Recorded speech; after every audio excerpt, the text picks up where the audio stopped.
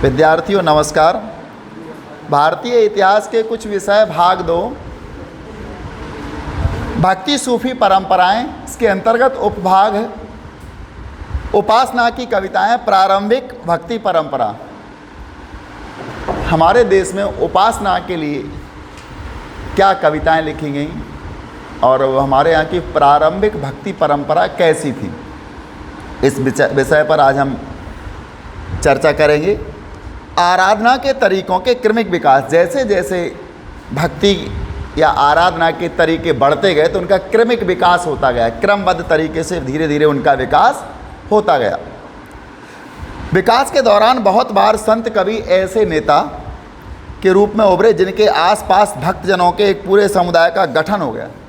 मतलब जैसे ही आराधना के तरीकों का विकास हुआ तो कुछ संत या कुछ नेता इस प्रकार के हुए कि इनके आसपास पूरे समुदाय का गठन हो गया, यानी भक्ति का एक जो उनका समुदाय था उसका गठन हो गया। यद्यपि बहुत सी भक्ति परंपराओं में ब्राह्मण, देवताओं और भक्तजन के बीच महत्वपूर्ण बिचौलिए बने रहे।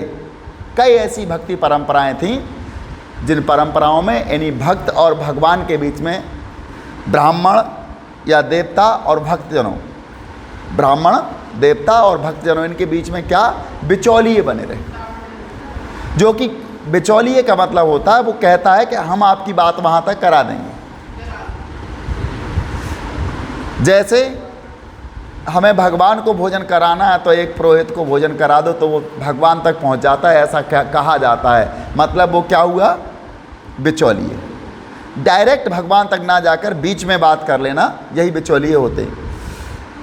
महत्वपूर्ण बिचौलिए बने रहे। तथापि इन परंपराओं ने स्त्रियों और निम्न वर्णों को भी स्वीकृति व स्थान दिया।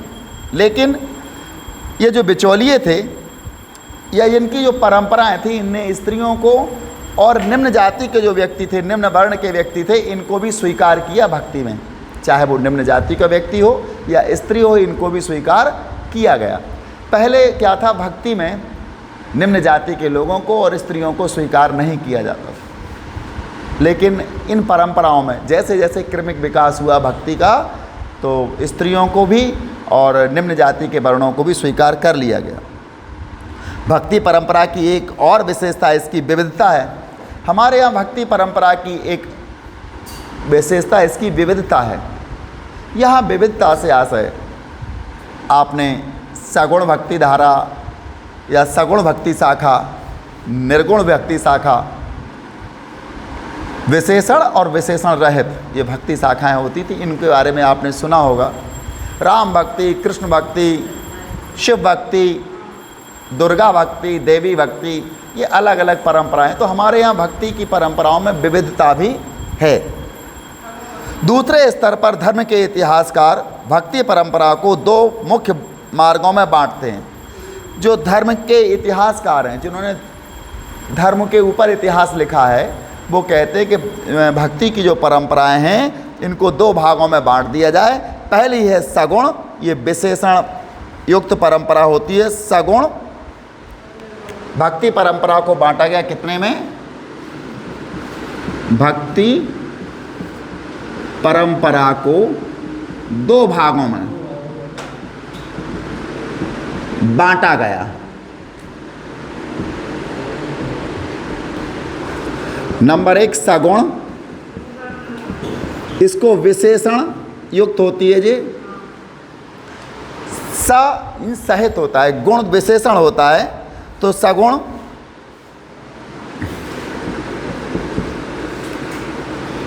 यानी विशेषण सहित,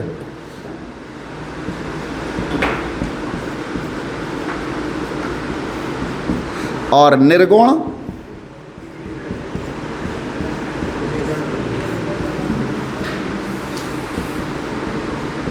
विशेषण रहित। अगर सीधे अर्थों में हम इसको समझने का प्रयास करें तो सगुण का मतलब साकार और निर्गुण का मतलब निराकार। सगुण भक्ति परंपरा के लोग कहते हैं कि ईश्वर साकार है, उसका रूप है, हमारे बीच में ही है, जैसे हम हैं वैसा ही वो है। उसके भी हाथ, पैर, मुंह, नाक, कान सब कुछ होता है। और निर्गुण परंपरा वाले कहते कि उसके कुछ नहीं होता है, उसका रूप ही नहीं है, वो तो प्रकाश पुंज है, ज्योति स्वरूपा है, एक प्रकाश का बिंदु है और कुछ नहीं है, इसके अलावा उसका कोई आकार नहीं। ऐसा निर्गुण वाले कहते हैं। हमारी आत्मा में भी परमात्मा है, तो बोले हमारी आत्मा से शरीर से जब आत्मा निकलती है तो प्रकाश का पुंज निकल जाता है और जाकर के बड़े पुंज में मिल जाता है, ईश्वर वाले पुंज में मिल जाता है। तो ये दो परंपराओं के बारे में कहा है, सगुण और निर्गुण। प्रथम वर्ग में यानी प्रथम परंपरा को अगर देखा जाए सगुण को, तो शिव, विष्णु तथा उनके अवतार और देवियों की आराधना आती है। अगर हम सगुण की बात करें तो सगुण में क्या क्या आते हैं?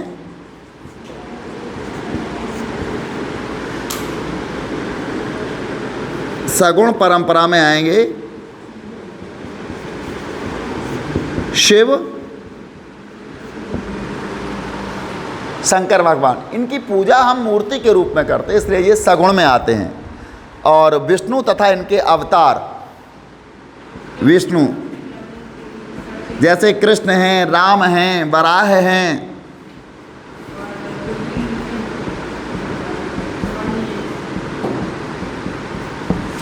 ये सगुण के भक्ति परंपरा के अंतर्गत इनकी पूजा होती है।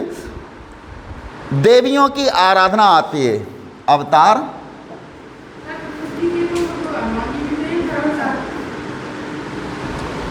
क्या कह रहे हैं? ये धार्मिक वाद विवाद का विषय है, इसको हम इतिहास में लेके नहीं आ सकते हैं।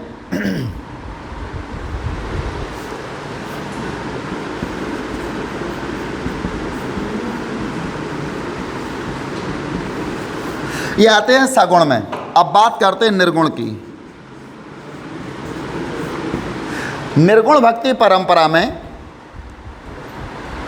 अमूर्त निराकार ईश्वर की उपासना की जाती है। इसमें क्या? अमूर्त निराकार ईश्वर का कोई मूर्ति नहीं है, उसकी कोई आकार नहीं है, तो इसमें अमूर्त निराकार ईश्वर की उपासना की जाती है।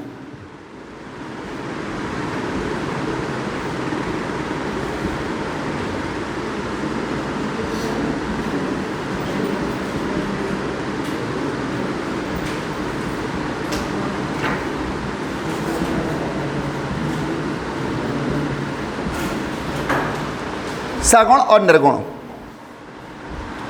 अब हम बात करेंगे, सबसे पहले पहुंचेंगे हम दक्षिण भारत, और दक्षिण भारत के अलवार और नयनार संतों के बारे में जानेंगे। ये क्या थे, किस प्रकार ये उपासना करते थे, क्या इनकी उपासना की कविता या प्रारंभिक भक्ति परंपरा है।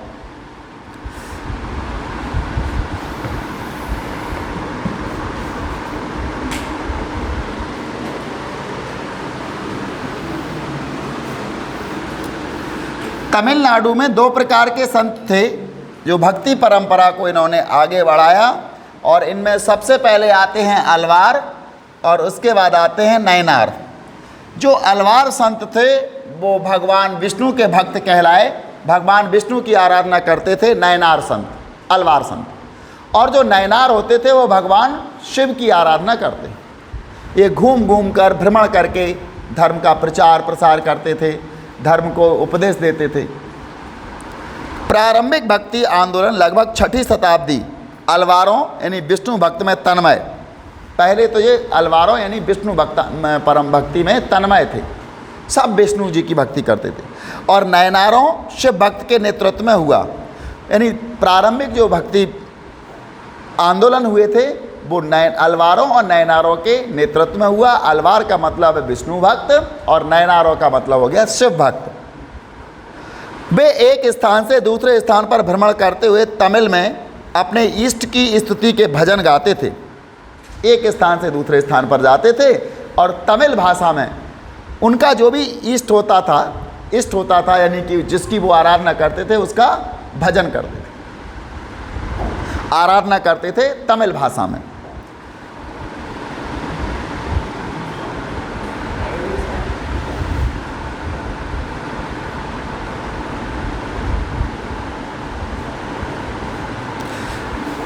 अपनी यात्राओं के दौरान, यानी अलवार संत और नयनार संत अपनी जो भ्रमण के लिए जो यात्राएं करते थे उसके दौरान अलवार और नयनार संतों ने कुछ पावन स्थलों को अपने इष्ट का निवास स्थल घोषित किया। जैसे जैसे वो भ्रमण करते थे और उन्हें लगा कि ये पावन स्थल है तो उसको उन्होंने अपने इष्ट का स्थान घोषित कर दिया। इन्हीं स्थलों पर बाद में विशाल मंदिरों का निर्माण हुआ। जिन स्थलों को ये लोग पवित्र स्थल घोषित कर देते थे उन जगह पर क्या हुआ, बड़े बड़े मंदिर बना दिए गए। जैसे अलवार लोगों ने कहा कि ये हमारे इष्ट, नहीं, उनके इष्ट कौन थे? विष्णु। उन्होंने कहा कि यहाँ पर तो विष्णु जी का के लिए पावन स्थान है, तो बाद में वहाँ बड़े बड़े भव्य मंदिर बना दिए गए विष्णु जी के। और नयनार संतों ने कोई पावन स्थान की खोज कर ली और उसको अपने इष्ट का स्थान घोषित कर दिया, तो बाद में उनके अनुयायियों और भक्तों ने वहाँ पर भी विष्णु भगवान, शंकर भगवान के, यानी भगवान शिव के मंदिर बनवा दिए। और वे तीर्थ स्थल माने गए। संत कवियों के भजनों को इन मंदिरों में अनुष्ठानों के समय गाया जाता था। और जो भ्रमण करते हुए तमिल भाषा में भजन गाते थे वो, उन भजनों को ही उन ईश्वर की आराधना मान लिया गया। उन्हीं भजनों को उस ईश्वर की आराधना मान लिया गया। और साथ ही इन संतों की प्रतिमा की भी पूजा की जाती है। जिन संतों ने, यानी अलवार और नयनार संतों ने जिन स्थलों को पवित्र घोषित कर दिया था अपने इष्ट के लिए, उन संतों की भी वहाँ आराधना की जाने लगी।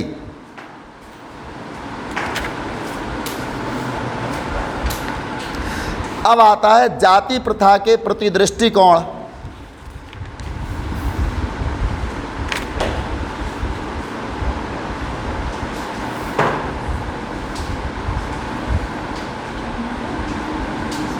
यहाँ एक स्रोत है, प्रथम स्रोत है चतुर्वेदी, यानी चारों वेदों के ज्ञाता ब्राह्मण और अस्पृश्य। चतुर्वेदी का मतलब होता है जिसको चारों वेदों का ज्ञान हो। आपने देखा होगा लोग नाम तो कुछ भी रख देते हैं बच्चों का। अपने बेटे का नाम ज्ञान सिंह, जिसको ज्ञान ही नहीं आता है। बल बहादुर, जो बिल्कुल भी बहादुर नहीं है। व्यक्ति को नाम के विपरीत पूरे जीवन कार्य करने पड़ते हैं। नाम के विपरीत निंदाएं सहनी पड़ती हैं और कार्य भी करने पड़ते हैं। सरस्वती, अंगूठा टेक, एक अक्षर पढ़ना नहीं आता। लक्ष्मी, हमेशा जीवन भर निर्धन रही। नाम के विपरीत हम लोगों को कार्य करना पड़ता है, नाम के विपरीत हमें अपना जीवन व्यतीत करना पड़ता है। तो यहाँ पर भी वही बात है। नाम तो रख दिया चतुर्वेदी। चतुर्वेदी वो होता था जो चारों वेदों का ज्ञाता होता था। ये कोई जाति या वो नहीं थी। जिसको चार वेदों का ज्ञान, वो चतुर्वेदी। लेकिन आज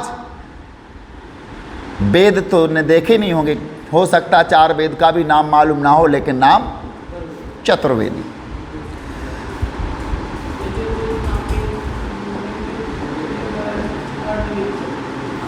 नाम इसी आधार पर हुआ करते थे, जो आपका गुण है वैसा नाम। यथा गुणम तथा नामम, जैसा गुण वैसा नाम, ऐसा होता। लेकिन ये धीरे धीरे परिपाटी इसकी मजबूत हुई और इसने अपना रूप धारण कर लिया और ये कठोर हो गई। इसमें फिर परिवर्तन करना संभव नहीं हुआ।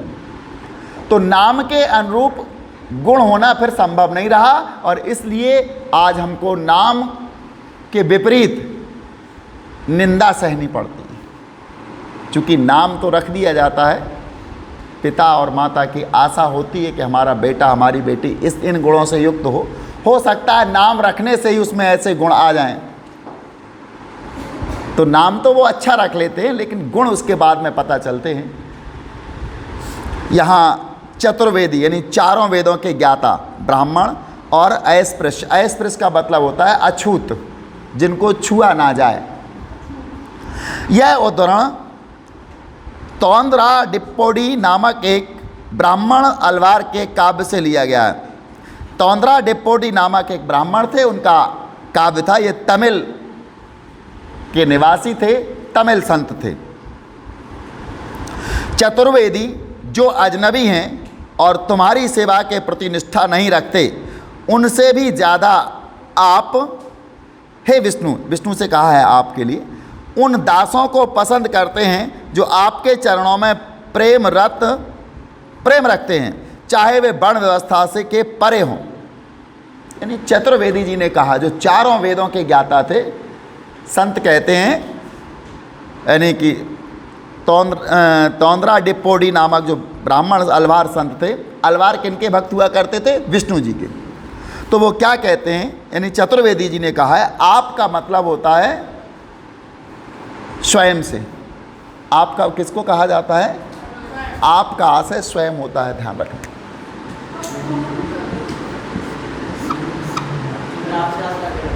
ये किसी दिन हम इसको बता, आपका मतलब स्वयं, किसी दूसरे के लिए नहीं।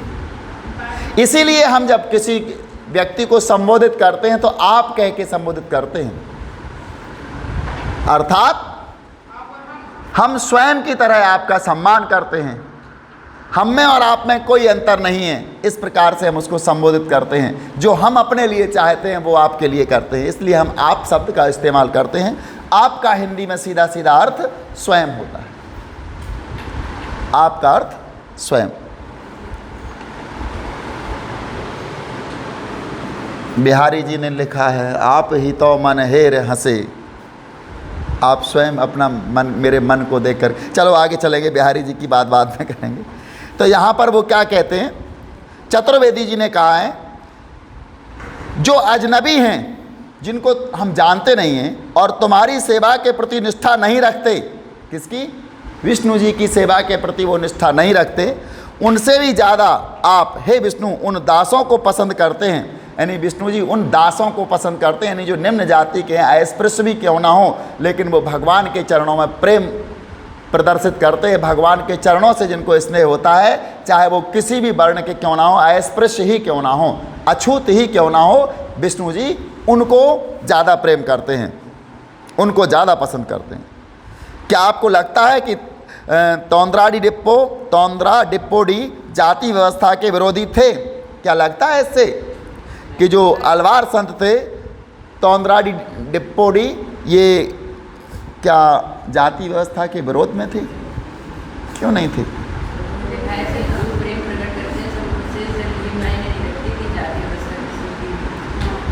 तो यहाँ जाति व्यवस्था का विरोध करते ना वो। जो ईश्वर के चरणों में प्रेम करता है, ईश्वर उसको पसंद करते हैं, ऐसा वो कहते, जाति से कोई लेना देना नहीं।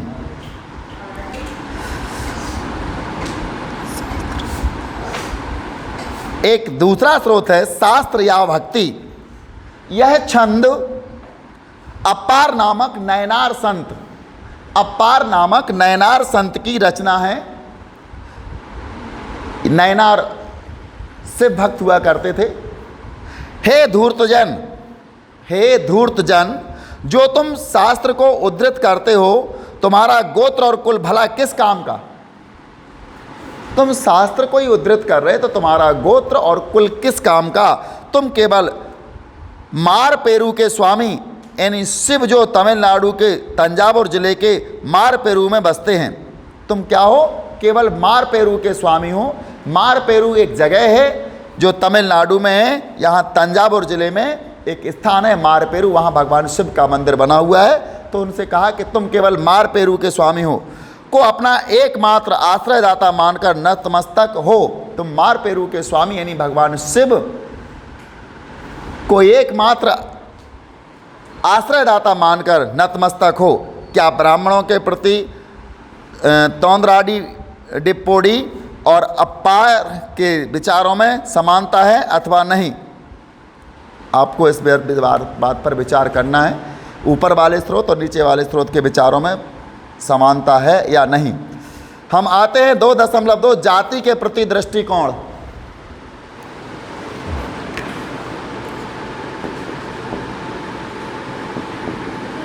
जाति के प्रति दृष्टिकोण।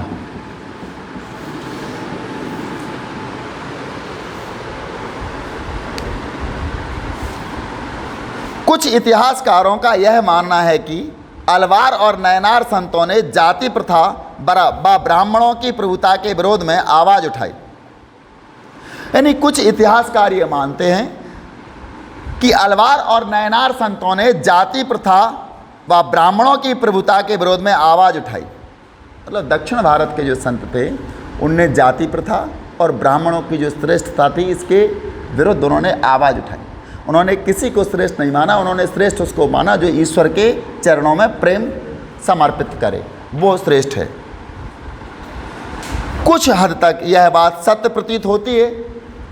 जो अलवार और नयनार संतों ने जाति प्रथा और ब्राह्मणों की प्रभुता के विरोध में आवाज़ उठाई, कुछ हद तक यह बात सत्य प्रतीत होती है, क्योंकि भक्ति संत, जो भी भक्ति संत थे, विविध समुदायों से थे। भक्ति संत कैसे थे? विविध समुदायों से। कोई क्षत्रिय था, कोई किसी जाति का था, वो ब्राह्मण सभी नहीं थे। जैसे ब्राह्मण समुदाय से भी थे कुछ संत, कुछ शिल्पकार भी थे जो मूर्तियां बनाते थे, किसान, और कुछ तो उन जातियों से आए थे जिन्हें अस्पृश्य माना जाता है। अस्पृश्य का मतलब होता है अछूत, जिनको माना जाता है, उनसे भी थे। तो जो नयनार और अलवार संत थे, या अलवार और नयनार संत थे, इन्होंने जाति प्रथा का विरोध किया और ब्राह्मणों की प्रभुता पर भी चोट की। अलवार और नयनार संतों की रचनाओं को वेद जितना महत्वपूर्ण बताकर इस परंपरा को सम्मानित किया गया है। यानी इतिहासकार कहते कि अलवार और नयनारों की जो परंपरा थी, अलवार संतों की और नयनार संतों की जो परंपरा थी, ये जितने महत्वपूर्ण वेद हैं, जितने श्रेष्ठ वेद हैं, उतनी ही श्रेष्ठ अलवार और नयनारों की परंपरा है, भक्ति परंपरा है। उदाहरण स्वरूप अलवार संतों के एक मुख्य काव्य संकलन, इनका एक मुख्य काव्य संकलन है नल इरा दिव्य प्रबंधम। नल इरा दिव्य प्रबंधम का वर्णन तमिल वेद के रूप में किया जाता है। अगर आपसे पूछा जाता है 4 वेदों के अतिरिक्त तमिल में एक और वेद कौन सा है, तो हम आप उसको कह सकते हैं नल इरा दिव्य प्रबंधम। ये संतों द्वारा लिखा गया वेद है। यानी वहाँ तमिल में वेद की तरह इसका, या वेद के रूप में इसको वर्णन किया जाता है। इस तरह इस ग्रंथ का महत्व संस्कृत के 4 वेदों जितना बताया गया, जो ब्राह्मणों द्वारा पोषित थे। 4 वेद किसके द्वारा पोषित थे? ब्राह्मणों द्वारा। लेकिन ये जो 5वां वेद या तमिल का जो वेद है नल इरा दिव्य प्रबंधम, इसको भी वेद माना गया है, जबकि ये ब्राह्मणों द्वारा पोषित नहीं था। यहाँ बात करते हैं, इसमें हम लिखते हैं नल इरा दिव्य प्रबंधम, ये वेद की तरह माना गया है।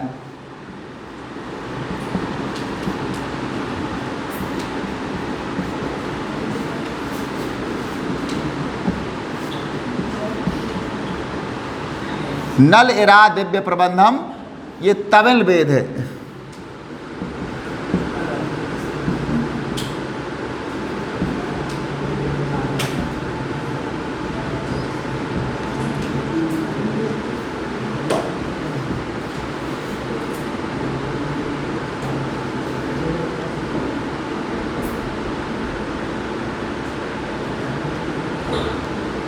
ये नयनार और अलवार संतों के द्वारा लिखा गया था। सॉरी, अलवार संत ही थे, नयनार नहीं थे इसमें। केवल यह नयनार संतों द्वारा, अलवार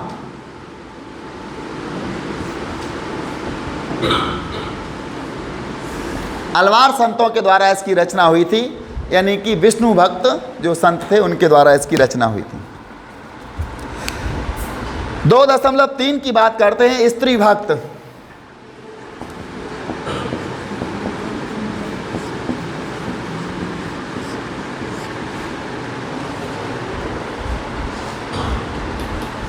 संभवतः इस परंपरा की सबसे बड़ी विशिष्टता इसमें स्त्रियों की उपस्थिति थी।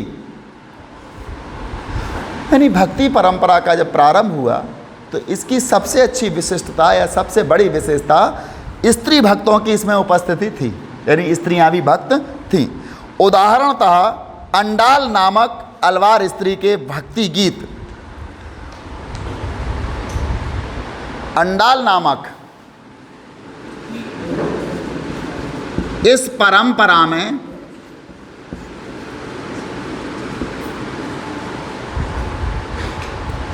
इस परंपरा में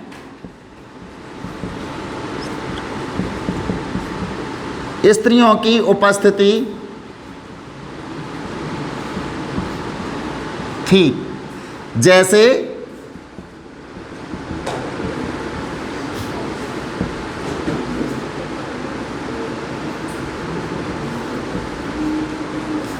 अंडाल नामक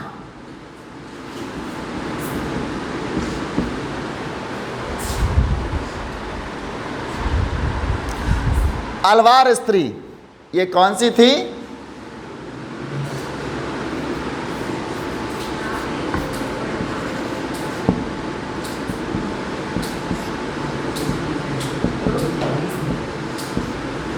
अलवार कौन से भक्ति परंपरा के थे?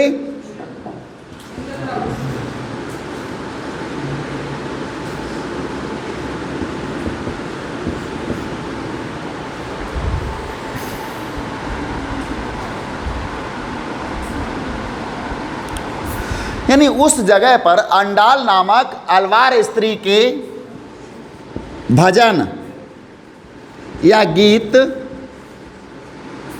प्रमुखता से गाए जाते थे उस जगह।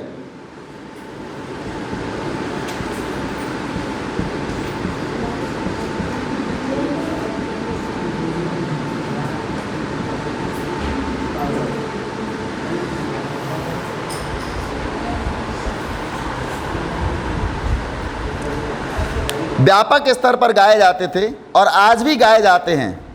अंडाल स्वयं को विष्णु की प्रेयसी बताती थी। अंडाल स्वयं को विष्णु की प्रेयसी मानकर अपनी प्रेम भावना को छंदों में व्यक्त करती थी। अंडाल स्वयं को विष्णु की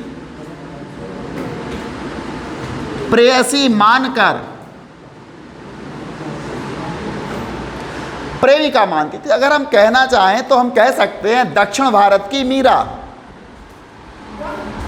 चूंकि हमारे यहाँ मीरा विष्णु जी को की भक्त थी और उनको अपना पति मानती थी, प्रेमी तो नहीं, पति मानती थी। इसी प्रकार अंडाल नामक जो स्त्री थी वो विष्णु जी की को अपने आप को विष्णु की प्रेयसी, प्रेयसी का मतलब होता है प्रेमिका, प्रेयसी मानती थी। अपनी प्रेम भावना को छंदों में व्यक्त करती थी और प्रेम की भावना जहां आ जाती वहां श्रृंगार रस आ जाता है, और श्रृंगार रस जहां होता है वहां प्रेम की भावनाओं को व्यक्त बड़ी आसानी से किया जाता है। प्रेम के आपने कई रूप देखे होंगे, संयोग का, वियोग का, मिलन का, बिछुड़ने का।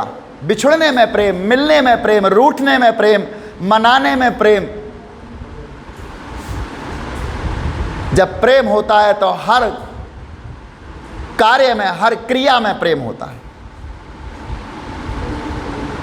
तो अंडाल नामक स्त्री ने अपने आप को विष्णु की प्रेयसी माना और प्रेम भावनाओं को छंदों में व्यक्त कर दिया। जो उसकी भावना थी वो छंदों में व्यक्त कर दिया। मीराबाई क्या कहती हैं? जाके सिर मोर मुकुट मेरो पति सोई। मीराबाई ने अपनी भावना को व्यक्त किया और कहती हैं उनसे मिलना मेरा बड़ा मुश्किल है, क्योंकि उन्होंने पति माना था, प्रेमी नहीं। इसलिए वो सेज तक पहुंच गई थी। वो कहती थी सूली ऊपर सेज पिया की किस विधि मिलनो होए। यानी मेरे पति श्री कृष्ण हैं और उनकी सेज, उनकी सैया सूली अर्थात कांटों के ऊपर है, मैं कैसे मिलूंगी। इसी प्रकार अंडाल नामक स्त्री ने भी विष्णु के प्रति अपने प्रेम को अपने छंदों के माध्यम से व्यक्त किया है, प्रेम की भावना को व्यक्त किया। एक और स्त्री शिव भक्त कराई काल अम्मैयार,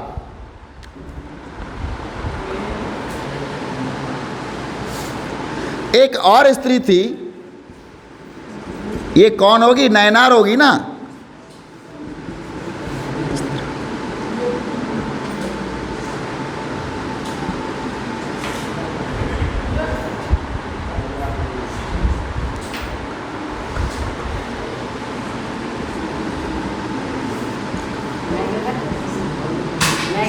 कमेंट कर काल अम्मैयार,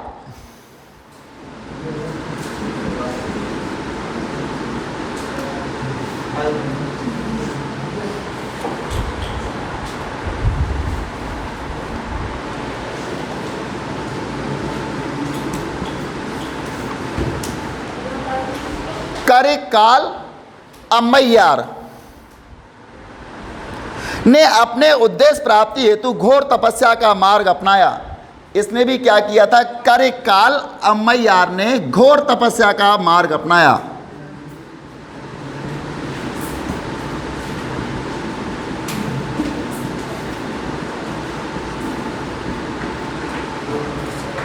इसने इतनी तपस्या की, इसकी एक मूर्ति यहां दी जाएगी एक स्रोत में, तो वहां देखना आप, बहुत इसके शरीर जीर्ण शीर्ण हो गया था तपस्या के दौरान।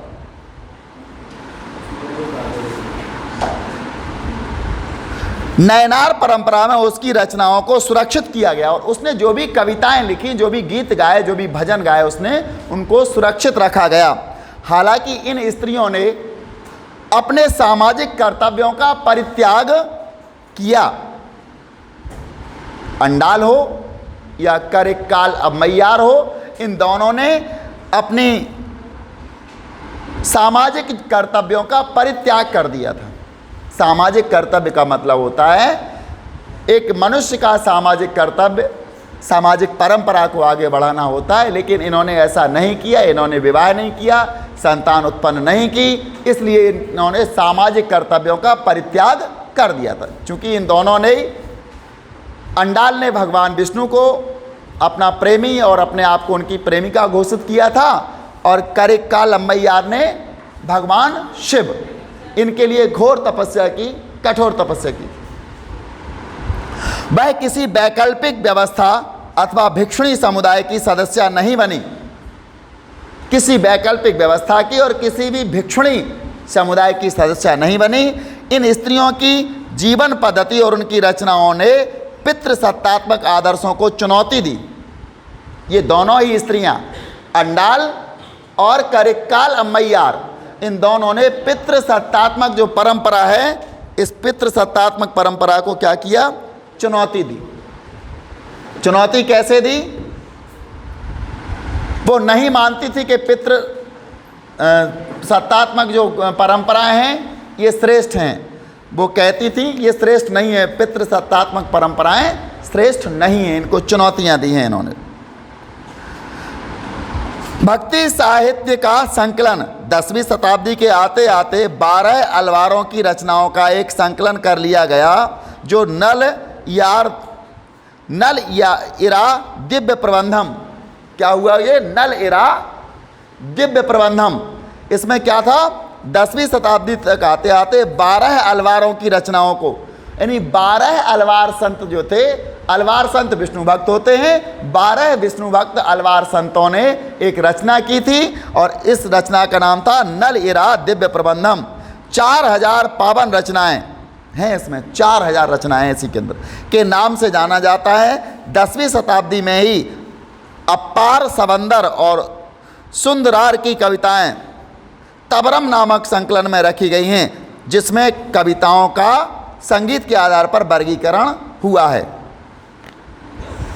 हम एक स्रोत की बात और करेंगे। यहाँ एक राक्षसी, स्रोत 3 है। एक राक्षसी,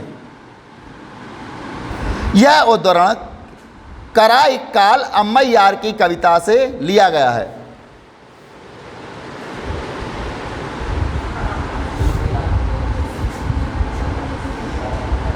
कराइक्काल अम्मैयार की कविता से लिया गया है, जहाँ वे स्वयं का वर्णन कर रही हैं, वो स्वयं अपने आप में लिख रही हैं। ये शिव भक्त थी, इन्होंने घोर तपस्या की थी।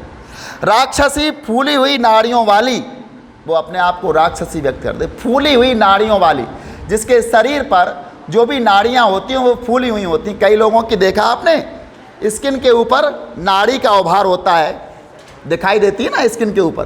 तो राक्षसी फूली हुई नाड़ियों वाली, बाहर निकली आँखें, जिसकी आँखें बाहर निकल आई हैं, शरीर उसका इतना जीर्ण शीर्ण हो चुका है कि आँखें उसकी बाहर निकल आई। सफ़ेद दांत और भीतर धसा उदर, दांत सफ़ेद हैं और उदर का मतलब होता है पेट। पेट कहाँ है? अंदर की तरफ धसा हुआ, लोगों का बाहर आ जाता है। और उनको क्या कहते हैं? महाउदर, महोदर। लेकिन इसका पेट कहाँ है? अंदर की तरफ, यानी इसका उदर अंदर की तरफ धसा हुआ है। लाल केस और आगे निकले दांत, इसके बालों का रंग लाल है, केसों का रंग लाल है और आगे निकले हुए इसके दांत हैं।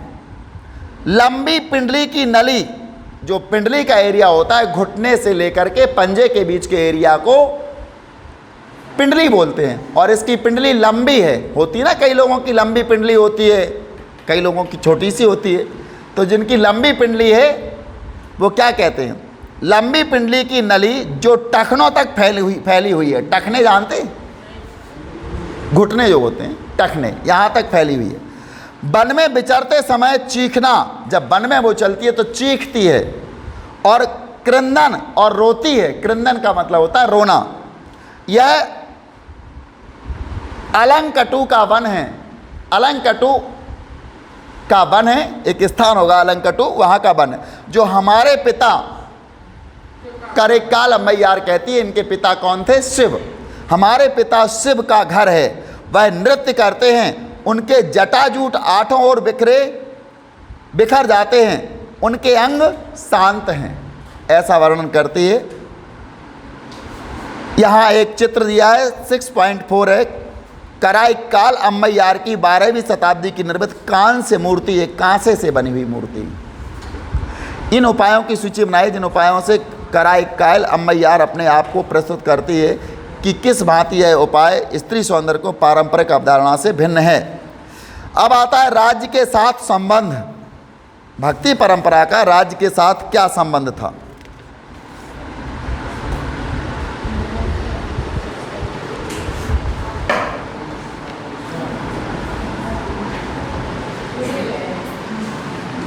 राज्य के साथ संबंध हमने दूसरे अध्याय में पढ़ा था कि तमिल क्षेत्र में प्रथम सहस्त्राब्दी में आरंभ में कई महत्वपूर्ण सरदारियां थीं। तमिल क्षेत्र में प्रथम सहस्त्राब्दी के आरंभ में कई महत्वपूर्ण सरदारियां थीं। इन सरदारियों में आपने को नाम याद हो शायद, जो वन यात्रा पर निकले थे। उन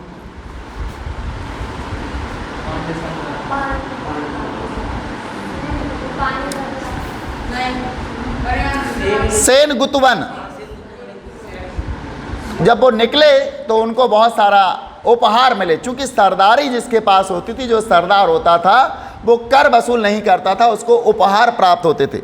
इसी सहस्त्राब्दी के उत्तरार्ध में राज्य का उद्भव और विकास हुआ। फिर धीरे धीरे सरदारियां समाप्त हो गई और राज्य का उद्भव और विकास हो गया, जिसमें पल्लव और पांड्य राज्य, पल्लव राज्य और पांड्य राज्य 6ठी से 9वीं शताब्दी शामिल थे। यानी 6ठी शताब्दी से लेकर 9वीं शताब्दी तक ये शामिल थे। हालांकि बौद्ध और जैन धर्म इस क्षेत्र में कई शताब्दियों से मौजूद थे और उन्हें व्यापारी व शिल्पी वर्ग का प्रश्रय हासिल था। जैन धर्म को और बौद्ध धर्म को व्यापारी का और शिल्पियों का आश्रय प्राप्त था। इन धर्मों को राजकीय संरक्षण और अनुदान यदा कदा ही हासिल होता था। इन धर्म के लोगों को राजकीय संरक्षण और अनुदान यदा कदा ही हासिल होता था। एक रोचक बात यह है कि तमिल भक्ति रचनाओं की एक मुख्य विषय वस्तु तमिल भक्ति रचनाओं की एक मुख्य विषय वस्तु बौद्ध और जैन धर्म के प्रति उनका विरोध है। तमिल जो रचनाएं हुई हैं, अलवर और नयनार संतों ने जो तमिल में रचनाएं की हैं, भक्ति रचनाएं, इसमें जैन धर्म और बौद्ध धर्म का विरोध दिखाया गया है। विरोध का स्वर नयनार संतों की रचनाओं में विशेष रूप से उभर कर आता है। अलवारों की अपेक्षा नयनारों में विरोध ज़्यादा है। नयनार जो कि शिव भक्त थे, ये जैन और बौद्ध धर्म का विरोध करते हैं। इतिहासकारों ने इस विरोध की व्याख्या करते हुए यह सुझाव दिया है कि परस्पर विरोधी धार्मिक समुदायों में राजकीय अनुदान को लेकर प्रतिस्पर्धा थी। जो परस्पर विरोधी जो धार्मिक समुदाय थे, इसमें राजकीय अनुदान को लेकर प्रतिस्पर्धा थी। राजा किसको ज़्यादा अनुदान देता है, किसको ज़्यादा डोनेट कर रहा है, डोनेशन दे रहा है, इस बात को लेकर इन धर्म के समुदायों में आपस में प्रतिस्पर्धा थी। जैन धर्म में, बौद्ध धर्म में, अलवारों में और नयनारों में राजा से हमको या राज्य से हमको कितना अनुदान प्राप्त होता है, ज़्यादा से ज़्यादा अनुदान मिलना चाहिए, और ज़्यादा से ज़्यादा तभी मिलेगा जब वो एक दूसरे का विरोध करें, एक दूसरे की प्रतिस्पर्धा में हों। तो इस प्रतिस्पर्धा के कारण ही विरोध प्रारंभ हो गया था। यह स्पष्ट है कि शक्तिशाली चोल, उस समय चोल जो राजा थे वो शक्तिशाली थे, सम्राटों ने ब्राह्मणीय और भक्ति परंपरा को समर्थन दिया। इन सम्राटों ने ब्राह्मणीय और भक्ति परंपराओं को समर्थन दिया तथा विष्णु और शिव के मंदिरों के निर्माण के लिए भूमि अनुदान दिए। इन्होंने, चोलों ने विष्णु और शिव के मंदिरों के लिए क्या किया, भूमि अनुदान में दी। चिदंबर, तंजावुर और गंगे कोंड चोलपुरम के विशाल शिव मंदिर चोल सम्राटों की मदद से ही निर्मित हुए हैं। ये 3 शिव मंदिरों का उल्लेख है यहाँ पर।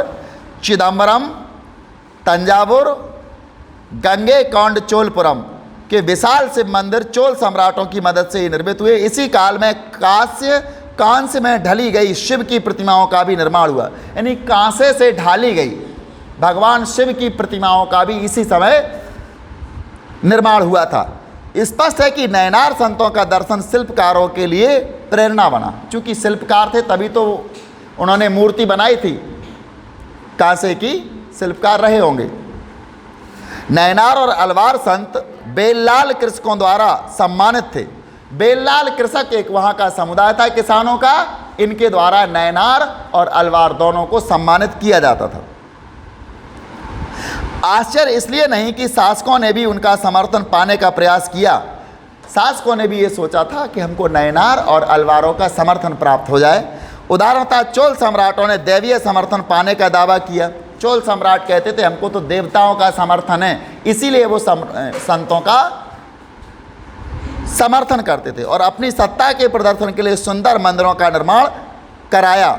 यानी चोल शासकों ने ये बताया कि हमको देवीय समर्थन प्राप्त है, इसलिए सुंदर सुंदर मंदिरों का भी निर्माण उन्होंने करवाया, जिनमें पत्थर और धातु से बनी मूर्तियां सुसज्जित थीं। ऐसे सुंदर मंदिरों में पत्थर की मूर्तियां और धातुओं की मूर्तियां सुसज्जित रहा करती थी। इस तरह इन लोकप्रिय संत कवियों की परिकल्पना को जो जन भाषाओं में गीत रचते व गाते थे मूर्त रूप प्रदान किया गया। इन सम्राटों ने तमिल भाषा के शैव भजनों का गायन इन मंदिरों में प्रचलित किया। यानी शैव जो भगवान शिव के उपासक थे, उनके गीत थे, उनकी रचनाएं थीं, वो शिव मंदिरों में गाई जाती थी। उन्होंने ऐसे भजनों का संकलन एक ग्रंथ तबरम के रूप में करने का भी जिम्मा उठाया। 945 ईस्वी के एक अभिलेख से पता चलता है कि 945 ईस्वी में एक अभिलेख प्राप्त हुआ है हमें इतिहासकारों को कि चोल सम्राट परांतक प्रथम ने, चोलों का शासक था परांतक प्रथम ने, संत कवि अप्पार सवंदर और सुंदरार की धातु प्रतिमाएं एक शिव मंदिर में स्थापित करवाईं। इन मूर्तियों को उत्सव में एक जुलूस में निकाला जाता था।